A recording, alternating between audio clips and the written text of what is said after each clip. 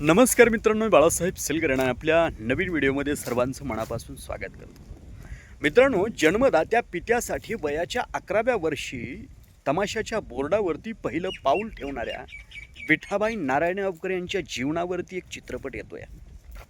आणि आपण जर बघितलं तर या चित्रपटामध्ये ज्यांनी प्रमुख भूमिका साकारलेली आहे अशी अभिनेत्री म्हणजे आपली श्रद्धा कपूर. या चित्रपटाचा टीझर नुकताच प्रदर्शित झालेला आहे. चित्रपट देखील प्रेक्षकांच्या भेटीला काही दिवसात येईलच.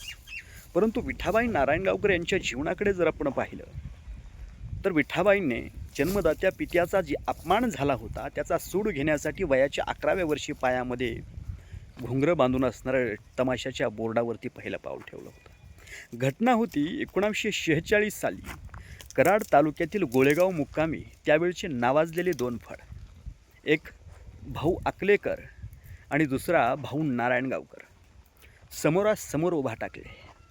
सवाल जवाब झाले. समोर हजारोंचा जनसमुदाय आणि या सवाल जवाबामध्ये असणारे भाऊ नारायणगावकर यांना हार पत्करावी लागली.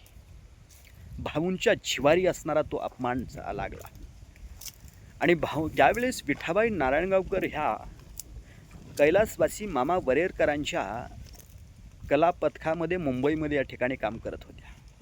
भाऊंनीच त्यांच्या तमाशामधली असली निपुणता वाढवण्यासाठी, कलेची निपुणता वाढवण्यासाठी भाऊंनी असणारं विठाबाईंना मुंबईमध्ये मामा वरेरकरांच्या विनंतीला मान देऊन त्या ठिकाणी ठेवलं होतं. भाऊला ही हार सहन झाली नाही, हा अपमान सहन झाला नाही. लागलीच त्यांनी गाडी पकडली, मुंबई गाठली आणि विठाबाईला झाला प्रकार सांगितला. विठाच ती ज्या सरशी बापांनी सांगितलं त्या सरशी ती वाघासारखी चवताळून उठली आणि चला म्हणली गाडीला बसू. आणि गाडीला बसल्याच्या नंतर ज्यावेळेस कराड तालुक्यामध्ये आल्याच्या नंतर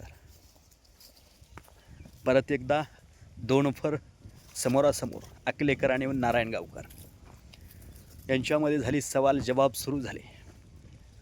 रात्रभर चालले. ज्या सरशी शुक्राची चांदणी उगवल्याच्या बरोबर विठाबाईंनी पहिलं पाऊल स्टेजवरती ठेवलं. समोरच्या प्रेक्षक वर्गाला असणारं मुजरा करून असणारी शेवंताला, अकलेकरांच्या शेवंताला प्रश्न टाकला, सवाल टाकला आणि सांगितलं, पुरुष समागम थेंबापोटी नार होत असे गरवार, परी नराश्रूच्या थेंबापोटी नार कोणती गरवार. जसाही हा सवाल टाकल्याच्या नंतर अकलेकरांच्या शेवंताची तर दातखिळीच बसली. तिच्याकडे तर उत्तर नव्हतंच, पण तिच्या पित्याकडे सुद्धा याचं उत्तर नव्हतं. त्यानंतर त्या कार्यक्रमाच्या नियमाप्रमाणे विठाबाईंनी असणारं त्या प्रश्नाचं उत्तर दिलं. काय सवाल काय होता? पुरुष समागम थेंबापोटी नार होत असे गरवार, परी नराश्रूच्या थेंबापोटी नार कोणती गरवार. तर याचा उत्तर असा आहे, जवाब असा आहे, रम्यवणी हो रसक्रीडेत नारायण ते रमले ग, प्रणयाचे ते कर्मदेवाचे चूर्ण मोराने पाहिले ग, मोराच्या या दुष्कृत्याने देवतयावर कोपले ग, प्रणयाचे ते सुख तुझला नाही मिळणार बदले ग. अशा असणारा मोराला शाप देताच मोर वंश विस्तारासाठी देवाकडे दयावया करू लागला. देवाला दया येऊन मोराच्या प्रणयविरहित वंश विस्तारासाठी मोराला देवाने शाप दिला आणि सांगितलं, गरजतील मेघ जेव्हा नभाला, करशील आकांत बघून मेघाला, नेत्राची अश्रू गळतील भुईला, गिळताच ती भार्या तुझी जन्म देईल पिलाला. त्यासारखे समोरचे जनसमुदाय जमलेला होता. त्यांनी टाळ्यांचा कडकडाट केला आणि विठाबाई गाजली होती, विठाबाई जिंकली होती.